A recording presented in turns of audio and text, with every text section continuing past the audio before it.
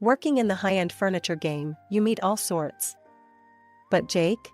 He was something else. Every Thursday, like clockwork, he'd stroll into the showroom with a coffee in hand and a lopsided grin that said he owned the place, even though he never bought squat. I remember the first time he walked in. I was arranging a display of Italian leather sofas, real pricey stuff. He sauntered over, his eyes scanning the price tags, but not in the way most folks do. "Hey there," he started, leaning too close to a lamp that cost more than most people's rent. "What's the story with this one? Looks comfy enough to sleep on forever." I smirked, stepping in before he could test that theory. "It's handcrafted. Top of the line. But yeah, definitely not for napping." Jake chuckled, running a hand through his messy hair. "Guess I'll have to keep my shoes off then." We chatted, mostly him asking about the furniture, me trying to gauge if he was serious about buying anything. Turns out, he wasn't. That first day, he left with a wave and a "see you around." One slow afternoon, he dropped by with that same casual swagger. The store was dead, which meant I couldn't avoid a longer convo. "So, Elsie, right? You ever get tired of talking about couches and tables all day?" I leaned against the counter, crossing my arms. "It pays the bills. Besides, it's not so bad." "What's your deal anyway? You come in here all the time but never buy anything. Are you in the biz or just like messing with me?" Jake's laugh was a full-bodied sound that filled the room. "Nah, I'm not messing with you. Just like the vibe here, I guess. Plus, you're kind of fun to talk to." That day, he stayed longer than usual. We talked about everything, music, movies, you name it. He had an opinion on everything and a story to match. When he finally left, he turned at the door. "Hey, Elsie? You want to grab coffee sometime? Outside of these expensive walls?" I hesitated. This was new territory. "Sure, why not? But if you're planning to run a tab there too, I'm bringing a calculator." "Deal," he said with a laugh, and then he was gone. Coffee with Jake became our thing. Every time we met, he'd pick a spot as eclectic as the furniture he never bought. Each cup of coffee felt like a continuation of a conversation that never really ended. It flowed from furniture to life plans, from jokes to personal dreams. A year flew by since Jake and I started dating. He had this knack for making ordinary days feel like little adventures. It wasn't just coffee dates anymore. We had road trips, late-night movie marathons, and lazy Sundays spent wandering through flea markets. He seemed genuine, you know? Like a real stand-up guy. Then, out of the blue, during a picnic in the city park, nothing fancy, just us and some takeaway sandwiches, Jake got down on one knee. I almost choked on my soda.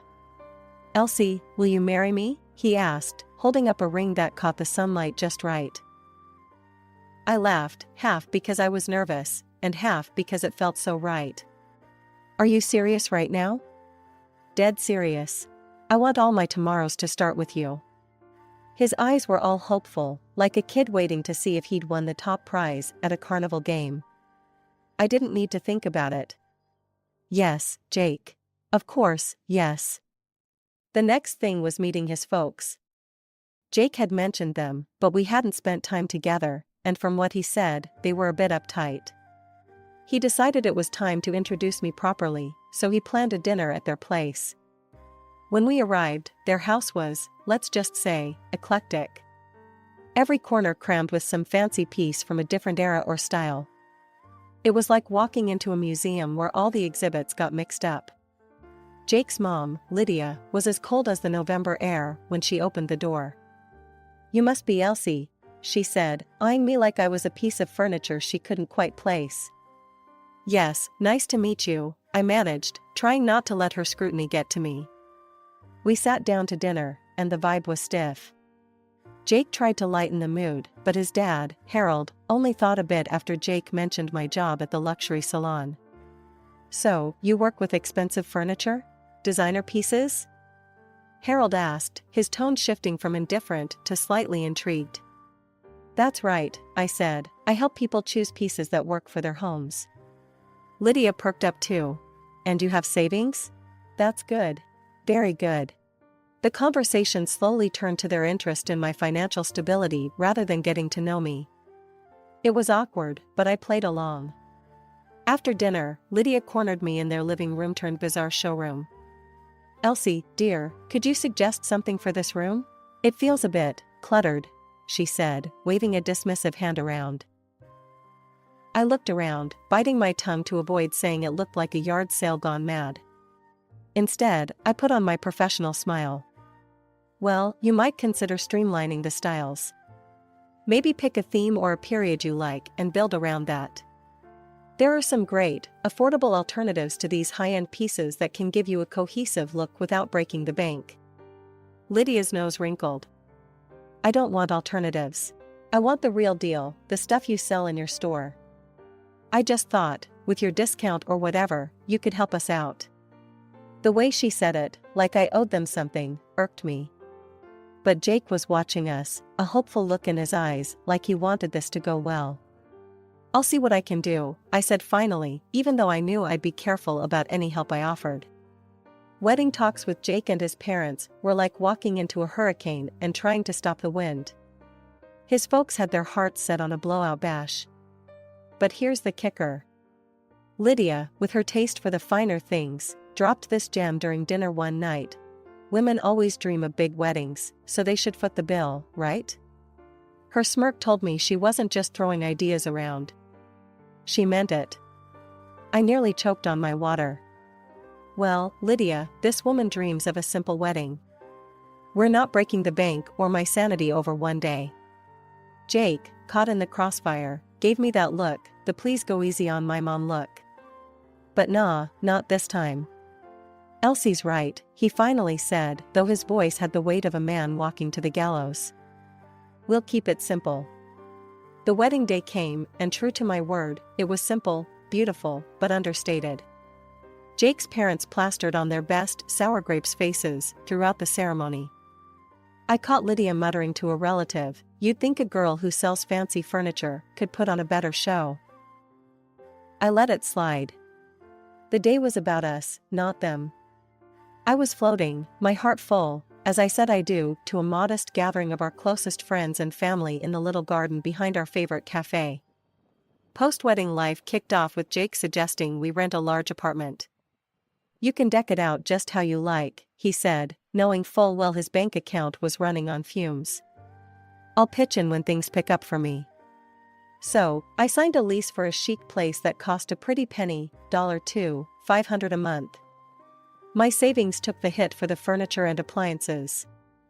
I went all out, styling it into a space that could have graced the pages of a design mag. When his parents visited, Lydia's eyes nearly popped out. This place, it's like something out of a movie, she gasped, touching the suede of the couch like it might vanish. I want this. All of this. Jake beamed like he'd built the place himself. Elsie has an eye for style, he boasted to his friends over drinks one evening, the apartment serving as the perfect backdrop for his tall tales of taste. But the bills? All mine. Rent checks, furniture receipts, you name it. My bank account knew the truth, even if Jake was playing the part of the man of the house. One particularly sharp memory was when Lydia pulled me aside during one of their visits, her voice a mix of honey and vinegar. Elsie, darling, maybe you could help us do the same with our place? Since you're so good with money and all. The way she said it, like I was some kind of cash wizard, it almost made me laugh. Almost. Lydia, decorating's one thing, but managing money's another. You start with a budget, something realistic. Her face fell. Clearly, budget was a dirty word in her book. But I wasn't about to school my mother-in-law on finances on top of everything else. The grind at the luxury furniture salon paid off. After months of hustling, the bosses noticed, and bam, promotion landed in my lap. They shuffled me over to the wholesale department, a whole new game with bigger clients and bulk deals. The team there was tight-knit, but they welcomed me with open arms. One person, in particular, made the transition smoother, my new boss, Sarah. She was around my age, sharp as a tack, and had an eye for design that even I admired. We clicked right off the bat, swapping stories about nightmare clients and dream projects over coffee breaks. One evening, back at our plush apartment that I'd decked out from my own pocket, I mentioned Sarah to Jake over dinner. "She's got this killer instinct for deals, you know? Closed two just this week that everyone thought were dead in the water," I said, passing him the salt. Jake, munching on his spaghetti, looked intrigued. "Sounds like a powerhouse. We should have her over for dinner, show off some of your handiwork here. Might be good for your career, huh?" So, we invited Sarah over the following weekend. I spent the day tidying up, while Jake decided he was Gordon Ramsay. The menu was his doing: roast chicken, garlic mashed potatoes, and green beans, fancy but not too over the top. Sarah arrived on time, her eyes widening as she stepped into the living room. "Wow, Elsie, this place is incredible. You did all this?" "All her," Jake chimed in, leading her on a tour. "Wait till you see the dining setup." Dinner was lively, thanks to Jake. He was on a roll, cracking jokes, refilling glasses, laughing a little too loud. At some point, he was more of a host than I was in my own home. I caught him a few times, being extra attentive to Sarah, laughing a touch too heartily at her jokes, which were funny but not that funny. It bugged me enough that I pulled him aside while Sarah was in the restroom. "Hey, what's with the show?" I whispered, nodding toward the dining room. Jake kept his voice low, a serious look crossing his face for just a second. "I am trying to impress her. For you. Maybe she'll speed up another promotion or something." I frowned. "I don't need you to charm my boss for a promotion, Jake. I can handle my career." When Sarah came back, we rounded off the evening with dessert, chocolate cake, Sarah's favorite, as I'd mentioned to Jake. He listened, at least when it suited his plans. After Sarah left, praising the meal and the company, Jake slumped on the couch, grinning like he'd won a prize. "See? Told you it'd go great." I sat beside him, not quite sharing the sentiment. "It was nice, but don't do that again. I don't need a show, just be normal next time." Jake just waved a hand, dismissing my concerns as he turned on the TV. "You worry too much. It was fine." But it wasn't fine, not really. His act felt off, like he was playing a part.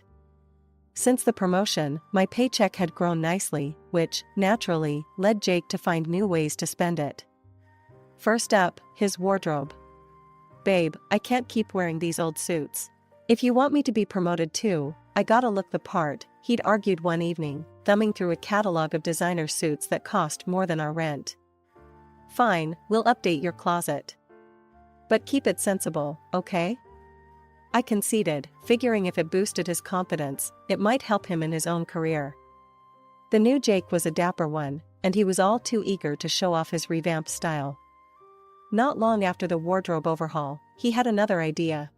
How about dinner out with Sarah again? Could be fun, right? It sounded harmless enough, so I agreed. The night was a success, full of laughter and pricey wine. At the end of the evening, when the check came, Jake made a show of grabbing it. "Let me get that for you," he told Sarah with a flourish. She smiled, a bit awkwardly. "Oh, you don't have to, but thank you, Jake." Then, with his hand on the leather folder, he leaned in close to me. "Babe, can you cover this? Just play along." Puzzled and slightly annoyed, I nodded, slipping my card to the waiter while Sarah was distracted. Jake was beaming like he'd just closed a major deal, and I couldn't help but feel like I was being played in my own life. This pattern didn't stop. Dinners turned into weekend getaways, which Jake insisted on initiating, and I unwittingly financed. He'd tell Sarah, "Don't worry about the cost, we've got it," while winking at me across the room. It was during one such trip, a luxurious beach resort stay, that I hit my breaking point. As I signed yet another exorbitant bill, Jake clapped me on the back. "Isn't this great? Sarah's having a wonderful time. Good for your career, this." That night, in our hotel room, I confronted him. "Jake, I can't keep this up. These trips, these dinners. It's too much. We're supposed to be a team, but I feel like your bank more than your wife. Jake's face darkened, his voice cold and sharp. I'm doing this for you, for us. If you can't see that, maybe you should just enjoy it alone. I'm busting my ass here trying to help your career. After that, things changed. Jake started staying late at work, or at least that's what he said. Sudden meetings, unexpected calls, it became his new normal. I was sad, sure, but also furious. I wasn't going to be his meal ticket anymore. The joy of our dinners and trips had soured, turning into a reminder of how much I was losing, not just money, but a partner I thought I knew. The call from Sarah to come to her office immediately sent a cold wave of anxiety through me. What could it be? My mind raced with every possible mistake I might have made, every deadline, every email. I knocked on her office door, my heart hammering in my chest, and stepped inside. Sarah was sitting behind her desk, her expression serious, the usual warmth absent. My gaze fell on an alarming number of bouquets and unopened gift boxes piled in one corner. Elsie, please, have a seat, she gestured to the chair across from her. We need to talk about something important. Her tone was so grave it made my stomach turn. I sat down, clutching my hands in my lap, preparing for the worst. Sarah sighed, her eyes meeting mine with a mixture of concern and discomfort. It's about Jake, she started, and my heart sank. His behavior has been, well, inappropriate. I blinked, confused. Inappropriate how? She gestured to the gifts. He's been sending these. Flowers, jewelry, even designer clothes. It's excessive and, frankly, uncomfortable for me. He's crossing professional and personal boundaries, Elsie. I felt a hot flush of embarrassment. I had no idea, I stammered, feeling naive and foolish. Sarah leaned forward, her voice softening. I value our friendship, and I respect you immensely, Elsie. That's why I need to be honest. He's making advances. I've told him repeatedly that I'm not interested, that I see him only as your husband, but he isn't listening. I swallowed hard, a lump forming in my throat. Thank you for telling me, Sarah. I'll handle it. My voice was a whisper, barely holding back tears. I got home, still reeling, only to find Jake in the living room, a suitcase by his side. His demeanor was light, almost giddy, which only fueled my growing anger. There you are. I've got news. He beamed at me impudently, as if oblivious to the storm inside me. I've decided it's time for a fresh start. Quit my job today, and I think it's best if my parents move in here. You should find another place. His words hit me like a physical blow. What are you talking about, Jake? Your parents? Why would I leave? He shrugged, annoyingly calm. Come on, Elsie. This place is too good for just us. And let's be honest, it fits their style more. Plus, you can afford another spot, no big deal, right? I stared at him, disbelief and anger intertwining. No big deal? You cheat, you lie, you spend my money, and now you kick me out? Whoa, cheat? What are you on about? His feigned ignorance was infuriating. Don't play dumb, Jake. Sarah told me everything, the gifts, the advances.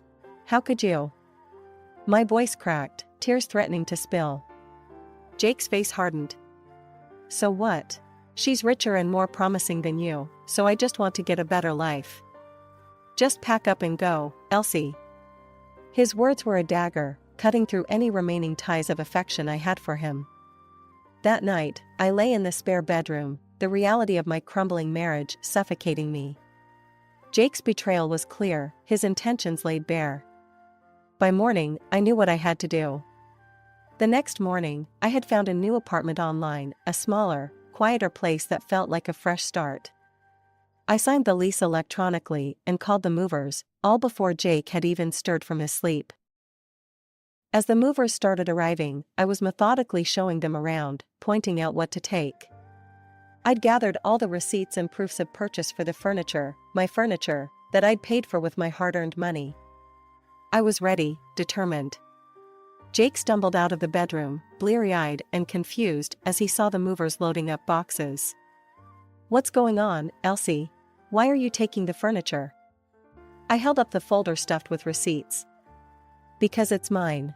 I bought it, I paid for it, and it's coming with me. Any questions? He opened his mouth, then closed it, the reality hitting him as his eyes swept over the evidence in my hands. Just then, his parents burst through the door. His mother, Lydia, took one look at the scene, movers carrying out chairs and tables, and she lost it. Stop. Stop right now. Put my furniture back. The movers paused, looking unsure. I nodded firmly at them. Keep going, guys. It's all documented. Lydia was frantic, her voice rising in panic as she turned to Jake. How are we supposed to live here without any furniture? What are we going to do? I couldn't help but laugh. Oh, don't worry, Lydia. I'm sure Jake's new girlfriend will furnish your lives splendidly, I said, the sarcasm dripping from every word. His mother looked at him hopefully, her eyes darting back and forth between the emptying apartment and her son. And your little boss is going to buy us all this? Is she going to take care of us now? I shook my head, almost in disbelief at their audacity. Actually, I spoke to her yesterday. She wants nothing to do with you or Jake. She's sending back every ridiculous gift he bought. The look on Jake's face was priceless, a mix of shock, embarrassment, and a realization that his schemes were crumbling around him.